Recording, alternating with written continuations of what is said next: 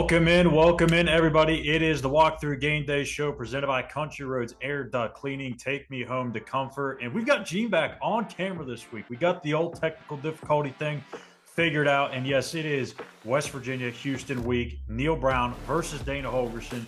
We're going to dive into all that stuff, including the matchup, talking about some of the connections that are at Houston. We'll get into the preview, make our picks as always.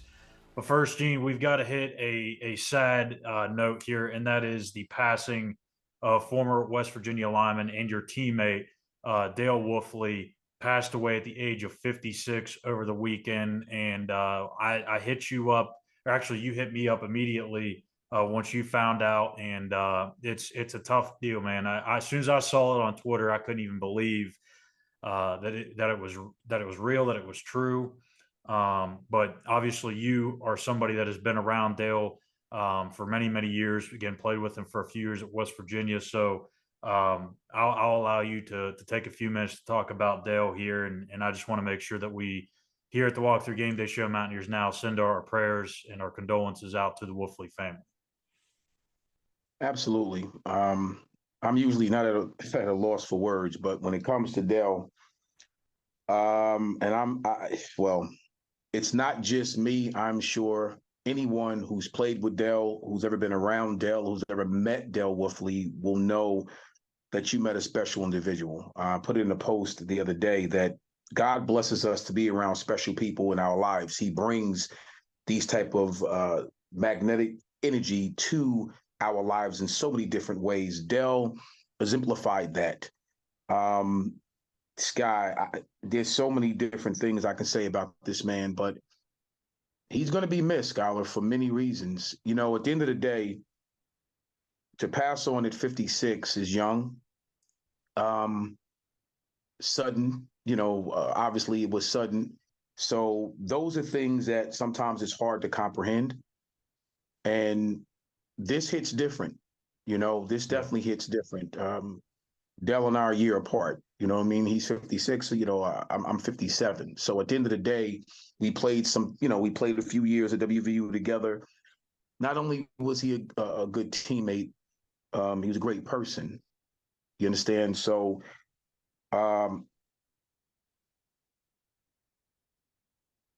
it's going to take a while. I want to send, from my family to his, heartfelt condolences. Anybody to his family, to his friends, to anyone that's ever met Dale Wolfley. We're praying. We're sending, like I said, heartfelt condolences to the entire Wolfley family, and may he rest in peace for sure. Absolutely, couldn't have said it any better. And I saw one of his sons tweet earlier, I think it was today, and he was talking about how much he loved him and how he loved Almost Heaven, and now he's getting the real thing, and that hit me hard. And again, I don't know Dale personally. I know of him. We know of each other, but that's a hard deal. And like I told you last night on the phone, these things. You hate that these things happen, and it's what makes you realize how gentle and fragile life is, but it certainly does. So please, while you are here, while you're on this earth, be sure to show love and give flowers to those that are near and dear to your heart, your family, your friends, coworkers, anybody that means something to you in your life that has an impact. Please let them know how much you love them. And never regret that. Don't ever have that feeling of regret. So we're going to go ahead and take a break to kind of gather ourselves here to get into the more non-serious stuff, and that's West Virginia and Houston. Again, our thoughts and prayers out to Dale Wolfley, passes away at the age of 56.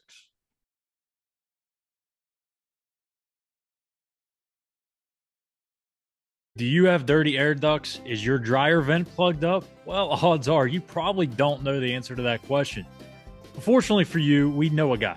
Give Justin at Country Roads Air Duct Cleaning a call at 304-639-3395 for your free home evaluation. That's 304-639-3395. Country Roads Air Duct Cleaning. Take me home to comfort.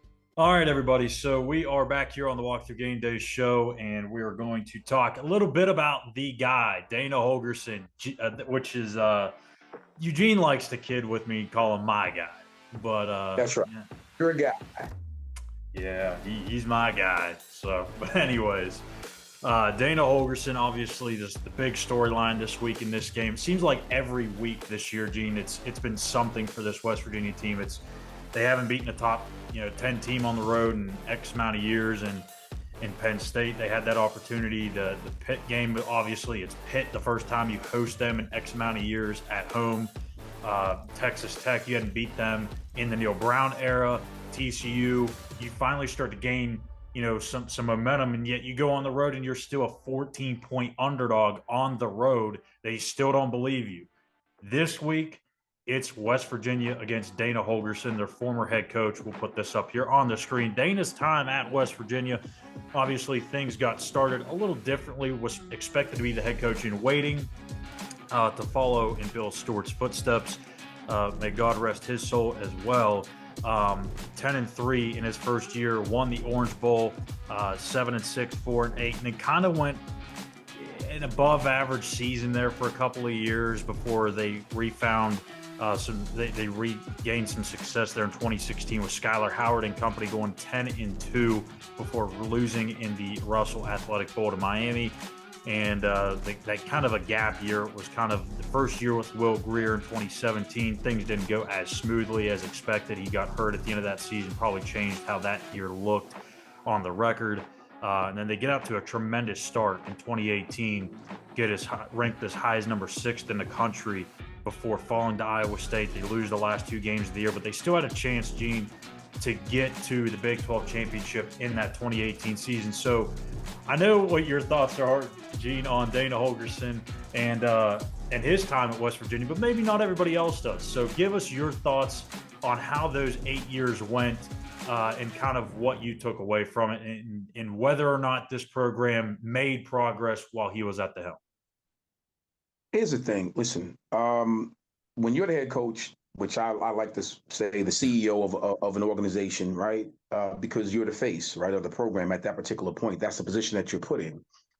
I like to think that from a purely a football standpoint, there was some ups and downs in his tenure. And I think there's ups and downs in any coach's tenure until you kind of figure it out. My knock against Coach Holgorsen, everybody knows it, is this. You don't come into a program and not understand what that program is truly all about, okay? You don't take a job and not truly cement yourself in the culture of the state, the university, the whole 9 yards. Then you flip it and say, we can't win the big one. We can't compete for a conference championship because we can't recruit players here. Now, when you go back, okay, to that Orange Bowl victory, right? Yeah. The last I checked, a lot of those guys were getting paid pretty well some years after their collegiate career at WVU because they were first-round draft picks, second-round draft picks, whatever the case may be. That team was loaded with supposed players that wouldn't have never come to WVU. Nonsense. You got to know how to recruit, okay? You got to know how to go sit in people's homes and be completely honest, all right? And one of the prerequisites of being a head coach in current status and current day is you got to have the ability to almost lie and curve the truth, you understand, to get kids to come. That's not what this game should be about. So at the end of the day, my knock against Dana, a lot of it had to do with his personality, lack thereof, his commitment to telling the truth, his ability to develop players and then put it on the players to say, well, we brought him in, we couldn't, he would never say we couldn't develop them. We brought him in and we didn't develop them. All right. So now we got to go back then to the getting transfers to come in. Nothing wrong with that. I was a transfer. But the thing was, when myself and A.B. Brown and others transferred to WVU, we were developed. That coaching staff knew how to coach. So I get offended when during his era he would say and go in the press conference to say stuff like that. Well, it's hard to win. We would never win a championship here because we can't recruit here. Come on, dude. Are you kidding me? Stop playing. If that were the case, you wouldn't have NFL scouts there. You understand? If that were the case, you wouldn't have kids that are coming that's playing at the next level. And every coach since then, or even during his era, he had first rounders. So what are you saying? It doesn't. When you really stop and listen to what he's saying, it doesn't make sense. So And how is it you don't have players, but yet and still you had a first rounder while you were there? multiple first rounders. Multiple first rounders. And what makes your point even more valid about it not making sense, he had two chances in 2018, like I just talked about, to get to the Big 12 championship. They were in that, they had a lead in Stillwater against Oklahoma State, against an average Oklahoma State team that year. They were not playing very well. They go up, I can't even remember, it may have been even 2 or 3 scores. And they kind of just let that game get away from them.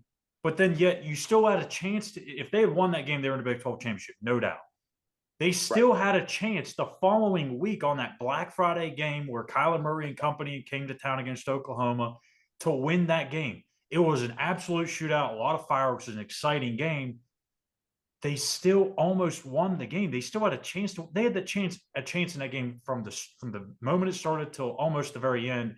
Obviously, the difference being those 2 Will Grier fumbles. But again, to me, you're right there. That's a lack of accountability in not saying that you didn't have the resources or the talent to get to the Big 12 championship. You had 2 cracks at it in 2 weeks. Absolutely. That is what I'm saying, Schuyler. That's my knock. That's really my knock when it comes to anyone who don't understand or who won't accept accountability for what it is that you do. You're the head coach with a staff. Coach these players up and do what you need to do to win these games. And when you don't not accept the accountability and put it on the players or we can't recruit and all that nonsense. So I'm looking forward to seeing how we roll into town Thursday night and take care of business. And I know we're going to get to all that, but I'm amped. And don't forget, we started something new on the last preview show where Gene's going to give his locker room speech. That's going to be a fun one this week. So, but yeah, I mean, with Dana, you kind of felt like the end of his time at West Virginia was coming, right? In that 2018 season, had they not got to the Big 12 championship the year that he kind of pointed at and said, hey, this is going to be our best chance to get there, our best chance to do things here that haven't been done. If things weren't going to work out in that season, you kind of had that feeling that was probably going to be it for him, because if it wasn't then, when would it happen? And go into that bowl game against Syracuse, it didn't feel like nobody wanted to really be there. Coaching staff really didn't seem that invested. I don't want to speak for all the coaches because I'm not saying they all weren't, but just didn't feel like it. You look at the recruiting class that year, they didn't even have a quarterback committed in that class. It's like they just kind of were just like, we're banking on this 2018 team to kind of really buy ourselves a couple years to build this thing back up. And it is what it is. But I think he did an okay job, especially for guiding West Virginia into a major conference in the Big 12. The Big East was tough, but let's be real.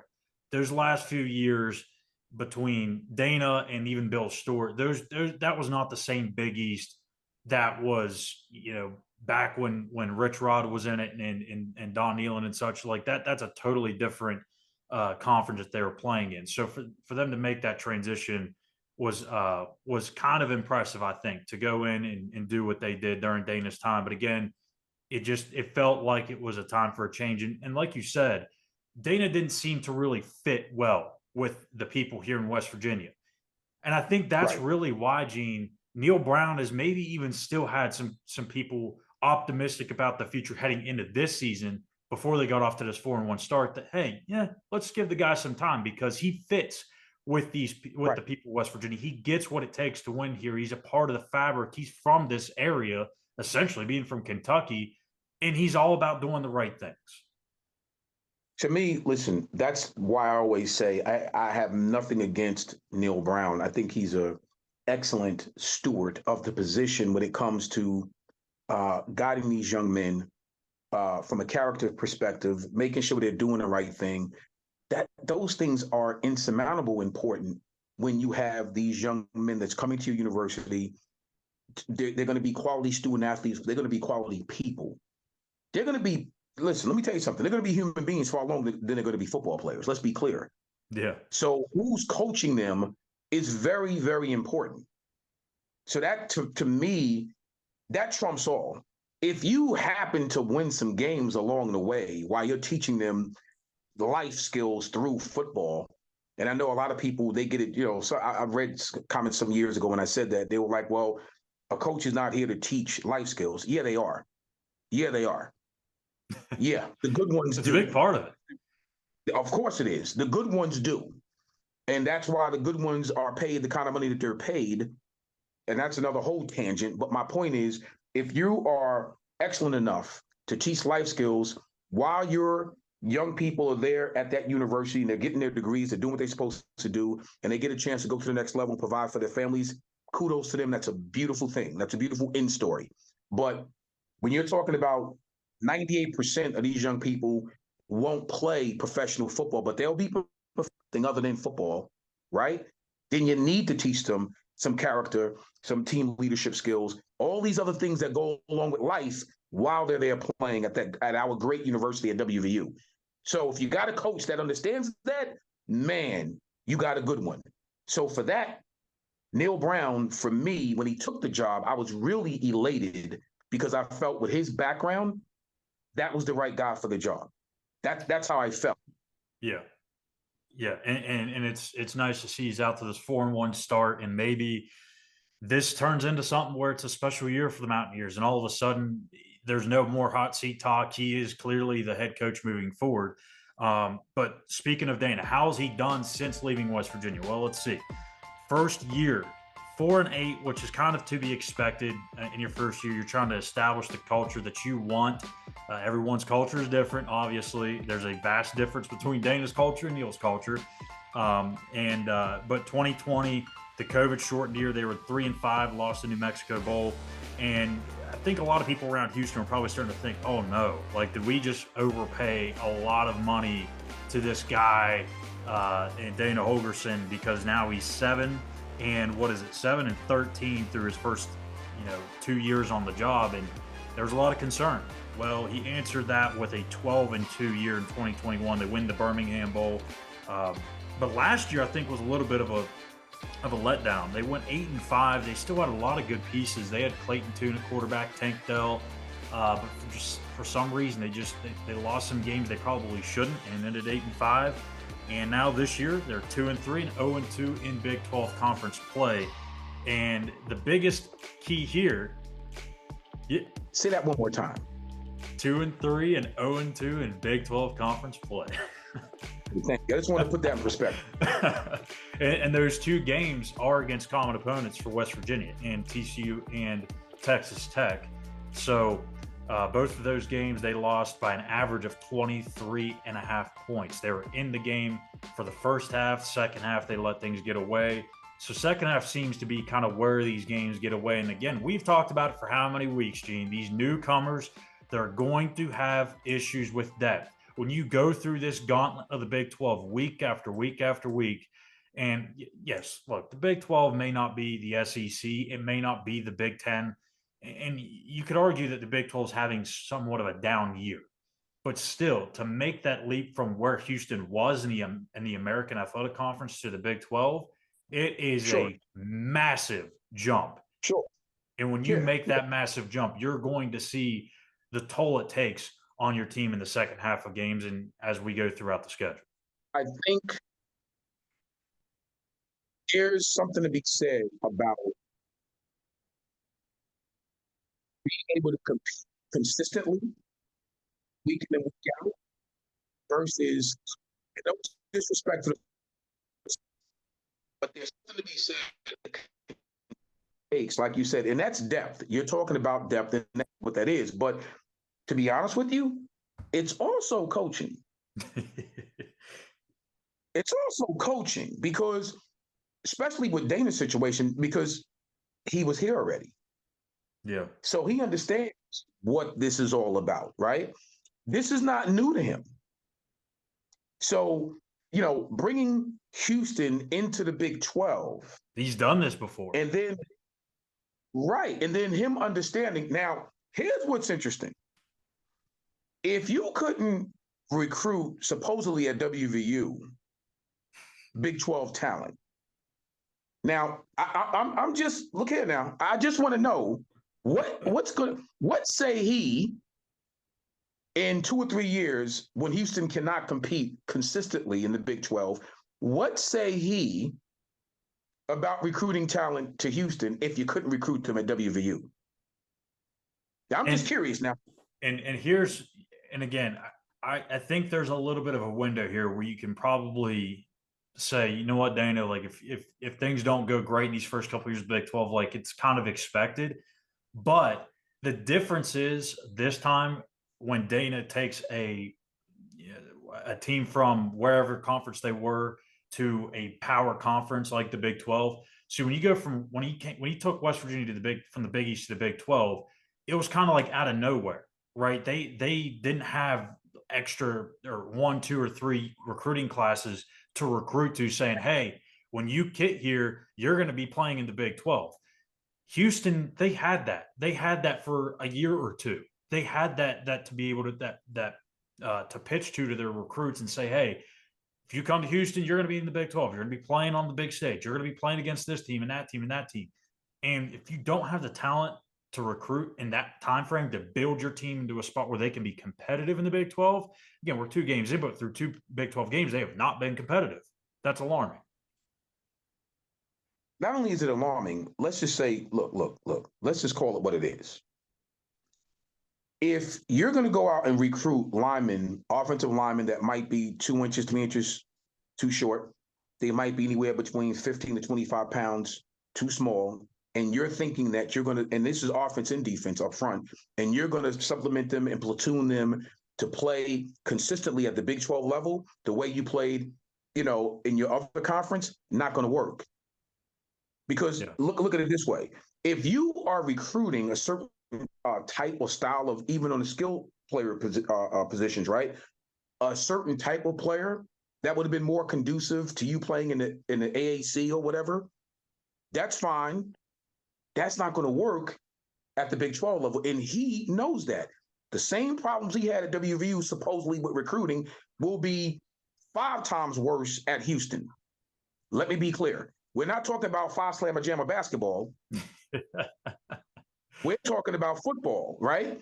So until he proves to be a better recruiter and a better judge of talent and a better developer of talent from the head coach position, they're not going to be competitive in the Big 12. And yes, I said it, because the same issues he had at WVU supposedly will be the same issues you now have at Houston. And actually, you could even argue, and you could even argue that it's maybe even a tougher job to recruit too. Like, because when you're West Virginia for years, at least during his time in Morgantown, they were the outlier of the Big 12. So if you wanted to go recruit these kids from Pennsylvania and Maryland and Ohio and so on and so forth and all these other neighboring states, you kind of had a unique pitch. You could be like, hey, you could go, if you're a lockdown defender and you want to play on the big stage against the best receivers in the country, you can go play in the Big 12 conference, which is something that nobody else in our area can even recruit against. You know what I'm saying? Where, Absolutely. yeah, the talent in the state of West Virginia, it's obviously nowhere near what the state of Texas has. But guess what, Gene? Just because Houston's in the Big 12 doesn't mean all of a sudden these kids are going to grow up to be like, oh, I can't wait for that Houston scholarship offer. No, they're going to be still wanting to go to Texas, Texas A&M, Texas Tech, Baylor. Houston is still way, way down there because they have not been relevant for a very, very long time at the national picture, I should say. So it's going to be. You haven't started anything to, first off, again, no disrespect to their football program. Houston, for a great many years, have been known as what? A basketball school. Yeah. Let's be clear. So they've had some great players who've come through those doors. Don't get me wrong. But the last I checked, if you talk about the most notable players that have come through Houston, you're not talking about football. Yeah. You're talking about Akeem Olajuwon. You're talking about, some great basketball players. I Yeah. used to watch Houston back in the day. I wouldn't watch them for football. Exactly. So Dane is basically getting the leftovers that Texas A&M, maybe even TCU didn't want. So that's a tough deal Basically, to recruit to. So, it is. and speaking of recruiting, this is a perfect segue here. West Virginia has a few guys on this roster, on Houston's roster, that obviously played for Neil Brown, had some coaches that coached with Dana at West Virginia, even had a commit that was committed to West Virginia and then flipped at the last minute. That's Justin Benton, if you can see here on the screen. Tony Right. Mathis, Sam Brown, Mike O'Loughlin, Noah Guzman, Benton, who we just talked about. Michael Burchett is the quarterback's coach.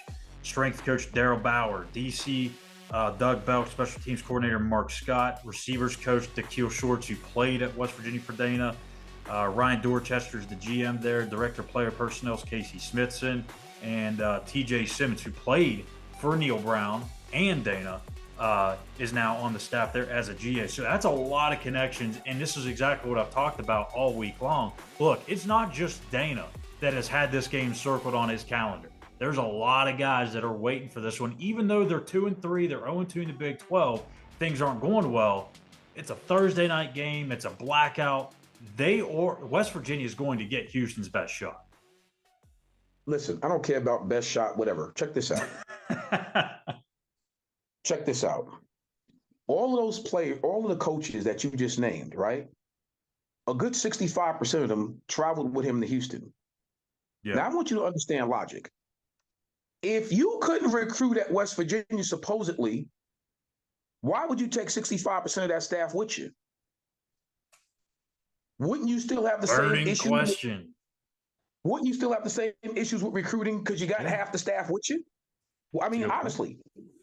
So this is why I really listen to what people say. And boy, the English language is a beautiful language. Because if you listen to what people say, oh, they will tell you exactly what it really is without even knowing that they're telling you exactly what it really is. So, nah, I don't expect anything. I don't care about big shot, best shot, give us all your shots. Doesn't matter to me. All I know is we have a thing or two to prove to Mr. Holgorsen and the almighty great and faithful down there in Houston. And it starts Thursday. That's all I know. And speaking from experience, you went from Pitt to West Virginia. You played Pitt.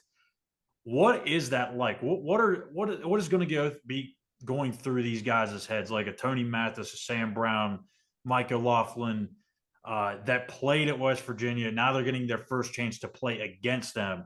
What do you remember from that first time that you played Pitt? What was it going like into that game? What was it like during it? Explain that. I could tell you honestly, a burning, burning desire to not only beat Pitt, but to want to humiliate Pitt, because it's one of these deals where your competitive juices are it's at like fever pitched emotions. Let me Because ask you this too. Let me ask you this too, because we heard it from Dana today, and we'd probably hear the same things from those players if they were asked about it. But there's no way you can look at this game if you're Dana or those players or those coaches and say it's just another game, right? I know it's a media thing to say, but we all know it's got to mean a little bit more, right? It can be as cliche as you want to make it. No, it means everything. And you better believe that the minute the schedule came out, I know what I used to do. I'm not going to sit here and watch. I used to highlight that joker, put circle around it. Could not wait to play against Pitt. Every single year. Could not wait. And you know what it is? Because it's that competitive juice. It's that fire that you have in your belly. You want to prove a point. Those players want to prove a point that's down there in Houston right now that I could have been doing a lot more, whatever reason they left WVU. Maybe playing time, maybe they didn't like the culture, whatever it was. Now they think there's someplace better, right? And they want to prove that I'm someplace better. It ain't gonna happen Thursday night, but I'm just saying. That's what the gut is. That's the whole register in your gut. I want to prove that I made the right choice by leaving. Dana's going to want to prove I'm a better coach now than what I was in Morgantown, and I want to prove it. So, and I get it from both, aspects of it. I get it, but nah, buddy, ain't gonna happen for you Thursday night. Well, speaking of those guys and how they've done, Noah Guzman, he's out. I believe they said for the year with an injury. He played for Neil. Actually, that was the most interesting one. Guzman never played for Dana. He played for Neil, transferred to Houston, now is playing for Dana. But Sam Brown, he leads the team in receiving yards, 518 yards, 34 catches. Also leads the team, has just one touchdown though. Tony Mathis, he's kind of their RB3 behind Parker Jenkins and Stacy Sneed. Last year, he was the starting running back at West Virginia. So that goes again to show you, I don't know. It goes from the starting running back at West Virginia to the number 3 guy at Houston. But he's a good back. Let me be clear. He's a good back. He is. Yes. He is. Then you have Justin Benton, who's not really getting a whole lot of playing time. And then Mike O'Loughlin's got a few catches under his belt, kind of in that same role as he was at West Virginia, kind of a blocking tight end. But this is an interesting game between West Virginia and Houston. So we'll go ahead and get into our game preview here. And look, West Virginia has a great opportunity ahead of themselves to really make themselves known as a true player in this Big 12 race. We're 2 games in, but if you get to 3-0, it starts to the narrative isn't so much as, oh, it's maybe just a fluky thing, right? They started out 2-0. The more you start winning games, the more people start to point out and say, you know what, I don't think that's a fluke anymore. I think this is starting to become a legitimate thing. And you have a chance here to go on the road for a second straight week in terms of the game week schedule and beat a Big 12 team. You move to 3-0, you come back home and play Oklahoma State, and who knows, maybe you're off and rolling at that point. Absolutely.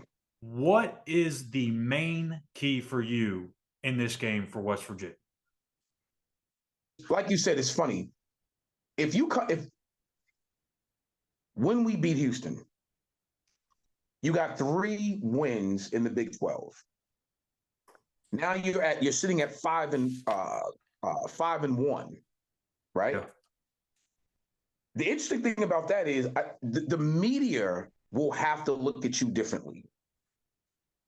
In my humble opinion, the media would have to start looking at you differently. And I also think we win Thursday night, we'll be ranked by the following week in the top 25 rankings. There's no doubt in my mind. I think they're 30. If you're counting backwards, I think they're like 31st or 32nd. If you want that. Yeah. So, I mean, a win on the road again. Yeah. We'll be ranked. There's no doubt in my mind we'll be ranked. So I think about that because, and you beat Oklahoma State at home. Now you're 6-1. You're 4-0 in the Big 12 conference at that point, I would believe. No, correct? Or 5-0. If you beat Oklahoma State, you'd be 4-0, yeah. 4-0. I mean, things will really start clicking at that particular point from a national media standpoint, as far as respecting what WVU was putting on the field from a product standpoint. And still your only loss would be to Penn State. Penn State, exactly. I'm telling you, from a program perspective, from a player perspective, from a coaching perspective, from a recruiting perspective, that changes the whole game, Schuyler. It really changes the whole game. The beautiful thing about that is you have that sitting right in your hands to accomplish. That's what I love about big boy football. You have that sitting. This is why you come to WVU.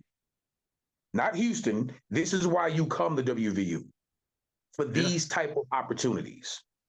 Now, if you want to play basketball. Hey, don't knock Josh Schuyler now. That Mountaineer program got it too.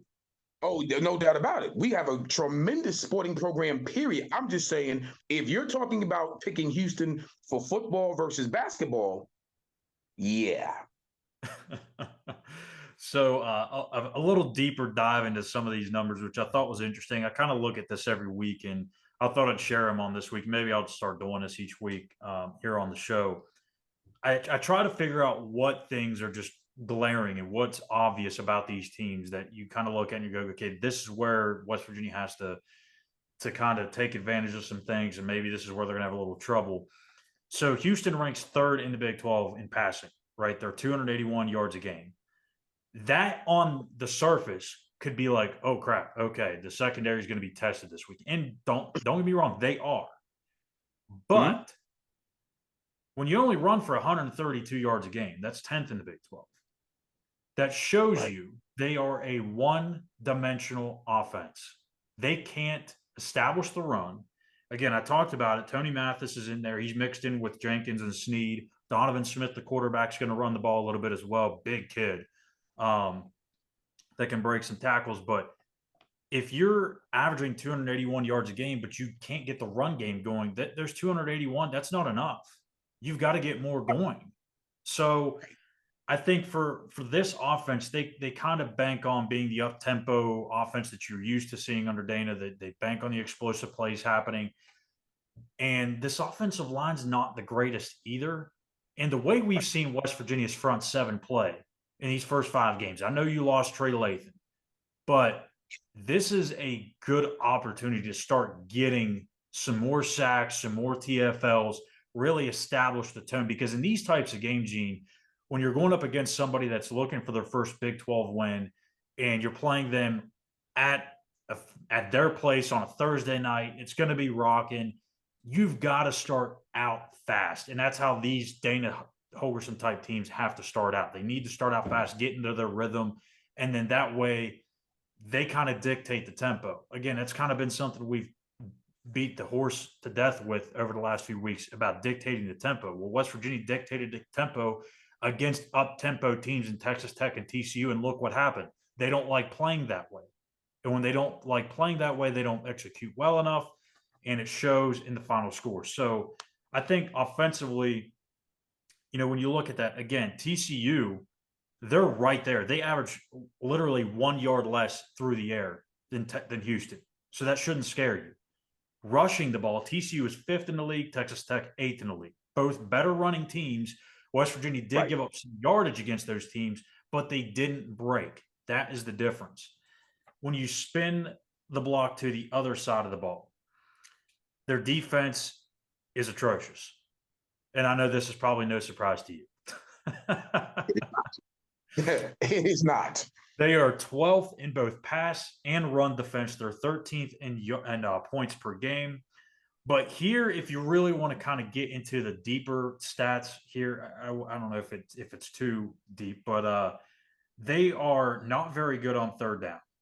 Their third down defense is 11th in the Big 12, and that's problematic because even though West Virginia's third down offense has been good, their fourth down offense the fourth down defense has been atrocious. Houston this season in 8 attempts, Houston has allowed 7 first downs. 7 of 8. We know Neil Brown likes to roll the dice a little bit. He's become more of an aggressive coach here this season. And I think the percentage is sitting somewhere around 51% for West Virginia fourth down conversion rate. Doesn't sound great, but when you look at the total numbers of the attempts for teams that Right. Attempt 14 or more fourth down attempts, they're right there with the top teams. So I wouldn't be surprised if West Virginia goes for it, rolls the dice, even if it's on their own side of the 50 or if it's at midfield. When you have those types of numbers, the analytics, and I know Neil's not a total analytic guy, but he's going to go with the analytics sometimes. Say, hey, look, there's 7. They've stopped 1 fourth down attempt out of 8 tries. You might Right. as well try. You can bank on your defense to bail you out if not. And then lastly, let's see here. 5th and third down offense for Houston. West Virginia's got the number 1 overall third down defense. Something's got to give there. So the third Right. downs on both sides of the ball, there's got to be something that gives both Houston defensively and West Virginia offensively not very good. But on the flip side, West Virginia defensively, Houston offensively, very good. Who wins that third down battle? That's a key. And then also one last stat that I want to throw out there too. Houston is 4 of 8 on field goal attempts this season. West Virginia blocked 2 the last time we played. It's a beautiful thing, is it not? These are all things that play into West Virginia's hand simply because if you go down and play the game and you're calm and you're cool and you're collected and you're knowing you're going to execute what you need to execute, to be honest with you, they'll be able to handle their business quite handily. Yeah, I believe that, because when you do the deep dive into the statistics, sometimes that can flush out. Because I think the emotions of this game, we're going to have to handle our emotions. And if I'm Neil Brown, that's the biggest thing for this team. Handle your emotions. and I They're think going to that's already be jacked up. I think that's They're going to be jacked up. You're right. honestly a more challenging thing for the other guys, because they've either played, some of them have either played for Neil or West Virginia or coached at West Virginia. There's really no connections to Houston from West Virginia. So that could be something that plays in West Virginia's favor. But we are at what is going to be, I think, my new favorite part of the show now, and that's your pregame locker room speech. So, Gene, go ahead and get the Mountaineers fired up as they get ready to take the field at TDECU Stadium against Dana Holgorsen and them Houston Cougars. I know this. Going into this situation, the way I look at it is real simple. You are playing for the respect of putting college football on notice that we are for real. So when we walk into that stadium, it's not so much that you're playing against the Houston Cougars just to beat them. You're playing for the respect of our entire state for what this man claimed, Hogs claimed that we couldn't recruit here. I couldn't win here. You can't win big games here. All of these different things. And now you get a chance to go into his place on his turf Thursday night, blackout. Everybody's watching you. Big game on the boob tube. This is what you come to West Virginia for, right? And it just happens to be Houston. So guess what? It wouldn't matter who it is. But the point is, it's Houston. You got the time to do the things that you need to do to prove, not only to yourself, but to the rest of college football, we are for real. We're 4-1. We need to go and stamp a mud hole in the Cougars to be 5-1. And guess what? There's a famous line that everybody should know. I got time today. When we get down there Thursday night, all I know is this. I wouldn't care who we're playing against. Like I said, this happens to be Houston. You're going to get the best of the Mountaineers on Thursday night, because not only do they have time, they got something to prove. Unfortunately, Dana, you're in the way, dude. You're in the way. So we're going to have to put a mud hole in you and your Cougars to prove we belong and we are serious, because we got time today, buddy. Let's go Mountaineers. I know you. I know you've been ready for that one. I love it. I love it. I was doing the whole hat with the fake hair and everything. Oh, I've been waiting. Oh my goodness, good stuff. So if you're ready on Thursday night, you're trying to kill some time before the game starts, rewind to this part where Gene gets ready to take you out onto the field for the Mountaineers and the Cougars. So let's get into it. It is time for our weekly pick'ems. And Gene, yes, you have taken a 1-game lead on me. You're 13-12. I'm 12-13, but that's none of our business. So let's go ahead and get right into it. This is a Pac-12 filled slate that we're picking from this week. But hey, Pac-12 is playing some good football now, Gene. Of course, yep. Now that they're disbanding, there's not going to be a conference anymore. They're starting to finally play football. But anyways, top 10 matchup, number 8 Oregon at number 7 Washington, 3:30 ABC. I really like this Michael Penix kid at Washington. He did a really good job at Indiana to making them relevant. Now he's got the Huskies playing well. This is a big game for them. I think a lot of people are underestimating how good this team is. I think they're a true playoff contender. Even if they lose this game, I still think they're in the mix. They can still be there at the end. But I'm going with the Ducks this week. That team is complete from top to bottom. And the Oregon Ducks get the win on the road against Washington in a very heated rivalry game. Before I start this, let me be fair. So I went and sat with my beautiful wife and I consulted her on my picks. You learned your lesson. I learned my lesson. So this is, again, with you, I'm going with the Oregon Ducks. There's no doubt in my mind that they've been playing really, really well. That's a well-coached football team. And they got a good squad. They really do, from top to bottom. So I'm going with Oregon. But I just want to say, this is a combination of myself and my wife, just to be fair. So, we're going to number 10 USC at number 21 Notre Dame, 7:30 on NBC. And this is a tough one because Notre Dame has not played well in these last few games. Their offense has kind of been stagnant. Obviously, USC has been tremendous offensively, so it's kind of what's going to happen here. Is USC's defense going to continue to struggle, and this is where Notre Dame gets back on track?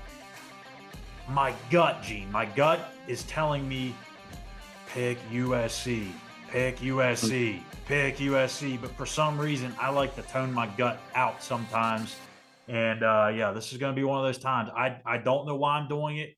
For the record, I believe USC is the better team. But Notre Dame, they're reeling, man. They've already got 2 losses. They can't afford a third. They're at home. I don't know. Notre Dame, give me the Irish. Okay, well, unfortunately, this is the reason why I continue to whoop you every single year in these things, and I will continue to do so. Unfortunately, this is just the wrong time to play you down for Notre Dame. Yeah. Oh my God. Caleb Williams is one of the best pure quarterbacks that I've seen in a long time, and he will get it done, against the Fighting Irish. Once again, he is something to behold. So I'm picking USC specifically because of him. Well, the other top quarterback in next year's draft is Drake May at North Carolina, and the Tar Heels are rolling right now. They're going to be hosting number 25 Miami, 7:30 ABC, and my goodness, Gene. Yes. And we got to bring it up. How do you not take a knee with 30 seconds to go? Georgia Tech has no timeouts. They can't kill the clock. All you do is take a knee, Gene. The game's over. They cannot get the ball back. I don't understand what Mario Cristobal was thinking. And Go ahead. This is not the first time he's done that, just so you know, in his coaching career. So apparently he doesn't learn. And Carolina is clearly the better team. Even before that all transpired, I would have always picked Carolina in this game, especially, in Chapel Hill. Their offense is just firing on all cylinders. They get the Tez Walker finally is eligible. But even just you throw that's like the cherry on top, man. There's no way you can pick Miami Hurricanes in this game. There's no way. Give me Carolina, and for that reason, give me the Tar Heels by 30.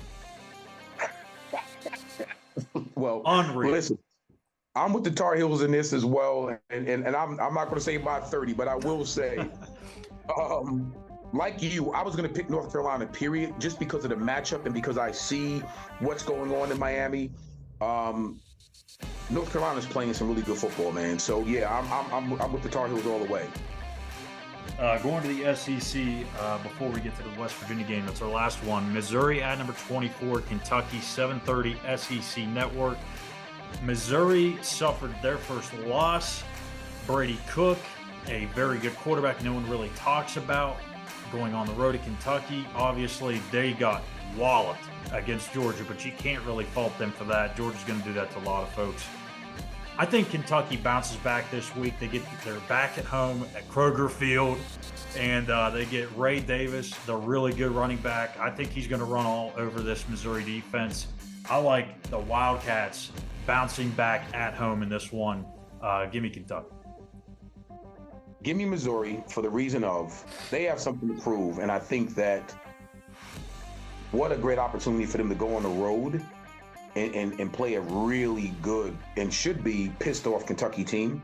Yeah. But I just think Missouri, man, they have something to prove. I'm picking Missouri for this one, and it's going to be a good game, and I'm going to pick Missouri by 3. They say it's just a game, Gene, They say it's just the game, but in the deep, deep hearts, we all know, to Dana Holgorsen, to Sam Brown, to Tony Mathis, to Mike O'Loughlin, to Ryan Dorchester, to Casey Smithson, to the list goes on and on and on. This game means just a little bit more to those guys on the other side of the field this Thursday night with the Houston Cougars as they match up against West Virginia Thursday night in Houston. Here's what Neil Brown and Dana Holgorsen had to say about this week's matchup. I know a lot is going to be made about West Virginia playing Dana, and I get it. And I think what doesn't get talked about, Dana did a good job here, you know. And I'm reminded because every day I drive into this parking lot, I see a picture of him and the Orange Bowl team. So I'd be remiss if I didn't mention that. Did a really good job. The game will have some emotions to it. We know that. We're preparing our guys for that. I've been in this situation a lot where you leave a place and you play them and all that. And so the best way I've figured out how to approach it is turn the phone off and go to work. This is for the fans. The fans get into that. The fans, appreciate that. And I enjoyed my time at West Virginia, there's no question. And a lot of really, really, really good people. And I know a lot of them are coming, so it should make it for an exciting game, But at the end of the day, it's about me doing my job and getting our team ready to play. We know we're going to get their best. It's a group that's their backs against the wall, and I know they're looking forward to it on Thursday night, and so are we. They're going to travel. They got a great fan base. Mountaineer Nation is alive and well. They're playing well. They got tremendous support. They come, and it should make for an exciting night. 2-0 in the conference. I think that's the most important thing. We don't talk about 4-1 much. We just talk about 2-0. Talk about with our team is it's like you're in the NCAA basketball tournament, and every game survive in advance. And so for us, it's about getting better. And this happens to be our Big 12 game this week. So let's figure out a way to get to 3-0. We got our work cut out for us. All right, Gene, West Virginia, Houston, 7 o'clock, FS1. I have gone against the Mountaineers these last two games. TCU, Texas Tech, I went against them. I've gotten some people getting mad at me about it. Some people are starting to now say, keep picking against West Virginia because it's working. And the Mountaineers are winning in spite of my picks. But I've told you guys. I told you guys 2 weeks ago when I picked TCU to beat West Virginia, I whispered into the microphone, hey, guess what? Don't get mad at me because I'm going to be picking West Virginia. I'm not going to turn against what I said then. I'm going to hold true to my word. West Virginia wins this game. But I will say, I do think Houston will bring their best shot. They are desperate for a win right now. Their backs are against the ropes. They're 0-2. And if they lose this game, they're 2-4. And all of a sudden, they got to win 4 of their last 6 to get to a bowl game.